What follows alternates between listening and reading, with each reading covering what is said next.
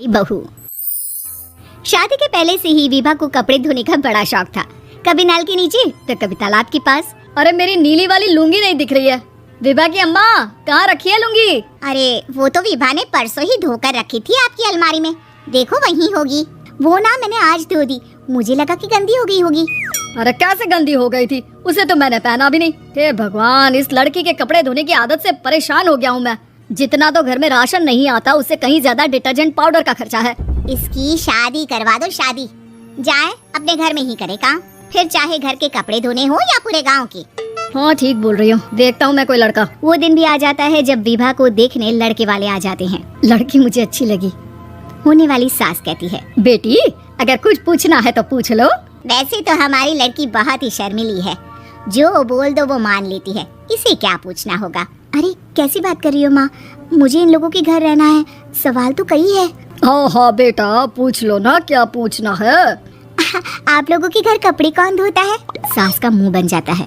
देखो अगर तुम ये कहना चाहती हो कि तुम्हें कपड़े धोने नहीं आते तो सुन लो, कपड़े मैं ही धोती हूँ, लेकिन तुम्हारे आ जाने के बाद मैं रुमाल तक नहीं धोऊंगी। अरे चुप रहना भाग्यवान, बहू बेचारी घर आई नहीं, उसे डराना शुरू कर दिया। वो क्या है ना बिटिया, अभी तक तो ये कल्लू की माँ ही धोती थी, लेकिन अब तुम्हारे पापा तो दहेज में वॉशिंग मशीन देंगे ही। तभी विभा की माँ बोल पड़ती है, सवाल भी पूछा तो क्या। वैसे भाई साहब, मशीन की तो फिर भी कपड़े धोने की कैपेसिटी होती है, मतलब जो बिटिया दे रहे हैं ना विभा, इसे कपड़े धोने का बहुत शौक है। ये आप लोगों के क्या आस पड़ोस गांव मोहल्ले सबके कपड़े धो दे और उफ तक ना करे। बाहर देखा नहीं आपने कितने कपड़े सूख रहे हैं, सब हमारी बिटिया ने ही तो धोए हैं। बस भी करो ना माँ, शर्म आ रही इतनी तारीफ सुनकर। और तो और एक दाग निकाल कर दिखाओ तो मान जाओ। हाँ अच्छा माफ करना बेटा, मैंने गलत समझा, हमें तो रिश्ता बहुत पसंद है। और ऐसे जुड़ जाता है रिश्ता कपड़े धोने का शौक रखने वाली विभा का। उसकी शादी हो जाती है कोयला फैक्ट्री में काम करने वाले कल्लू के साथ। शादी के बाद अचानक विभा चिल्लाती हुई सास के पास आती है, सासू माँ, अरे सासू माँ कहाँ है आप? ये तो धोखा है, धोखा दिया आप लोगों ने मुझे। इसे ससुर के चक्कर के बारे में पता चल गया।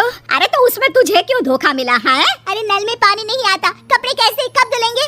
अच्छा तू पानी नहीं आ रहा उसकी बात कर रही है। तो आपने क्या सोचा? कुछ नहीं। अच्छा तेरी माँ ने कहा था कि कपड़े धोने का शौक है तुझे, याद आया मुझे। शौक बोलकर कपड़े धोने वाले मेरे जुनून को कम ना आके सासू माँ, कपड़ा धोना मेरा गुरूर है। तभी पति भी वहाँ आ जाता है। अभी मैंने इसे सनी देओल की फिल्म दिखाई है, उसी के डायलॉग मार रही है माँ। अच्छा सुन, साफ साफ बता रही हूँ, पानी सुबह 4 से 6 और शाम को 10 से 12 आता है, समझी? विभा टाइमिंग सुनकर हैरान हो जाती है, ये क्या भूतों का मोहल्ला है? सुबह 4 बजे उठकर कौन कपड़े धोता है? 4 बजे टंकी में पानी जाता है, फिर सारा दिन धोना ना, किसने मना किया?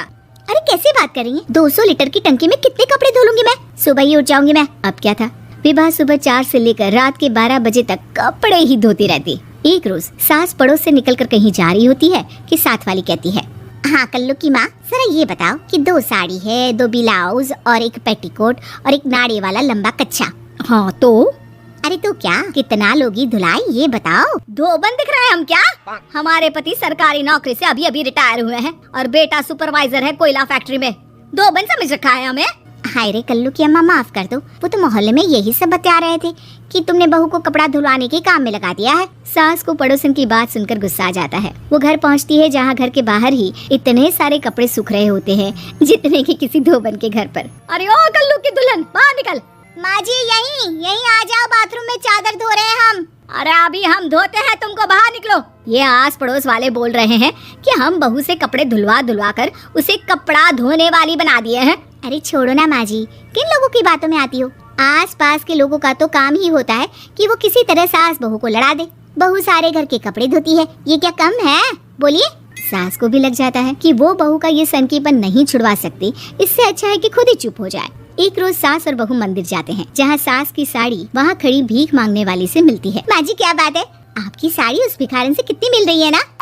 हाँ देखो तो दोनों की साड़ी मिल रही है। क्या बात है कल्लू की अम्मा, तुम खुद को तो अफसर की बीवी बताती हो और ऐसी सिंपल सी प्लेन साड़ी पहनकर घूमती हो।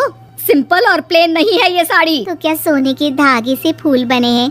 कुछ भी सासू माँ, कुछ भी। हाँ बने थे इस साड़ी में सोने के धागे से फूल। मेरे पति लेकर आए थे मद्रास से स्पेशली मेरे लिए 10,000 की। लगता है भाई साहब इस भिखारन के लिए भी सेम टू सेम साड़ी लेकर आए होंगे 10,000 की।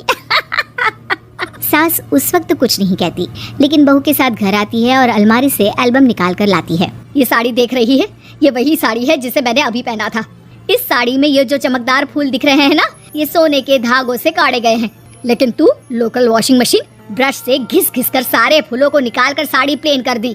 मुझे माफ कर दीजिए सासू माँ। और तो और, जब मैंने तुझे तेरी गलती के लिए कुछ नहीं कहा, लेकिन तूने तो सबके सामने मेरा मजाक ही बना दिया। क्यों? बहू को समझ में आ जाता है कि अब से उसका कपड़े धोना बंद।